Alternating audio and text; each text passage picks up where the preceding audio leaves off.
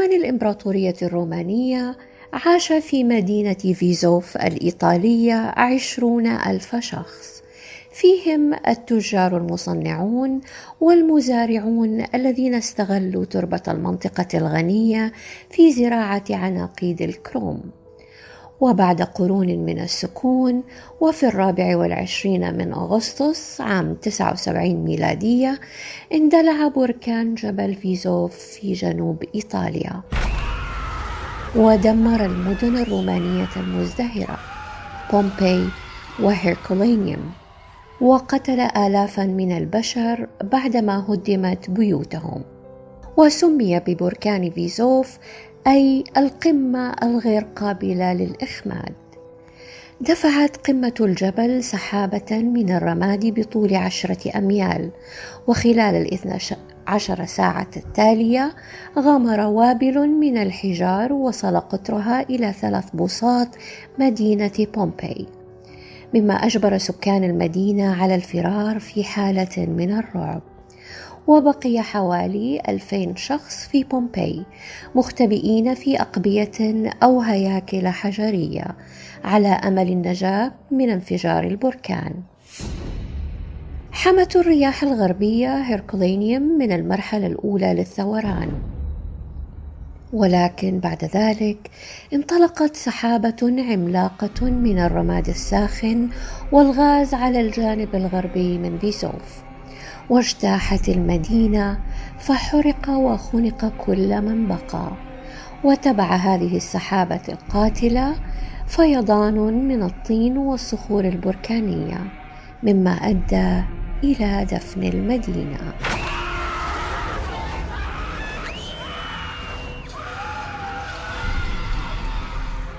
قتل الأشخاص الذين بقوا في بومباي صباح يوم 25 من أغسطس عندما خيمت سحابة من الغاز السام على المدينة، مما أدى إلى اختناق كل من تبقى. تبع ذلك تدفقا من الصخور والرماد، مما أدى إلى انهيار الأسقف والجدران. ويأتي الكثير مما نعرفه عن الثوران مما كتبه بيليني الأصغر البالغ من العمر 17 عاما، والذي كان يقيم غربا على طول خليج نابولي عندما انفجر فيزوف. وفقا لرواية بيليني الأصغر استمر الانفجار 18 ساعة، ودفن بومباي تحت 14 إلى 17 قدما من الرماد، وتم تغيير ساحل البحر القريب بشكل كبير، كما دفنت مدينة هيركولانيوم تحت أثر أكثر من 60 قدما من الطين والمواد البركانية. عاد بعض سكان بومباي لاحقا لإنقاذ منازلهم المدمرة واستخراج ممتلكاتهم الثمينة، لكن العديد من الكنوز تركت ثم نسيت. في القرن 18 اكتشف حفار آبار تمثالا رخاميا في موقع هيركولانيوم، وفي عام 1748 وجد مزارع آثار بومباي تحت حقله، ومنذ ذلك الحين استمرت الحفريات تقريبا دون انقطاع حتى الوقت الحاضر.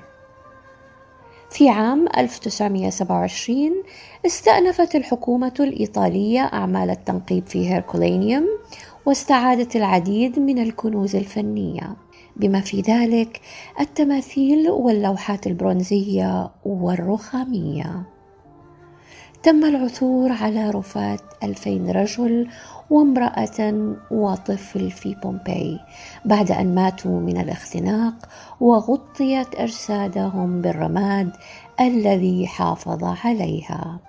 في وقت لاحق تحللت تلك الأجزاء إلى بقايا هياكل عظمية تاركة خلفها نوعا من قالب الجبس، وملأ علماء الآثار الذين وجدوا هذه القوالب التجاويف بالجص، وكشفوا بتفاصيل قاتمة عن موت ضحايا فيزوف. وقد قدم العلماء جوائزا بقيمة 250 ألف دولار لأي شخص يمكنه قراءة سلسلة من المخطوطات التي يبلغ عمرها 2000 عام، والتي تفحمت أثناء ثوران البركان، إذ يعتقد أنها تعود لعائلة يوليوس قيصر، لكن محتوياتها ظلت لغزاً، حيث اعتبر العلماء أنها هشة للغاية بحيث لا يمكن الكشف عنها. كان الانفجار سريع وقاتل، حتى أن بعض الأجساد ماتت على آخر هيئة لها، فمات البعض وهو يعد النقود، فيما لقي البعض حتفهم أثناء محاولة الهرب.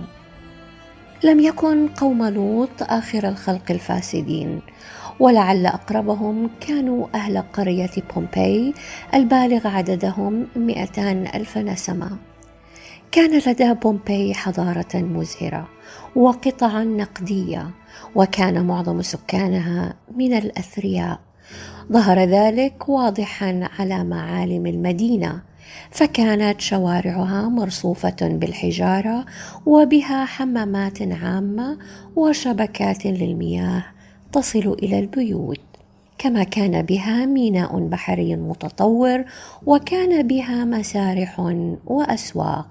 وآثارهم أظهرت تطورا في الفنون من خلال النقوش ورسومات الجدران.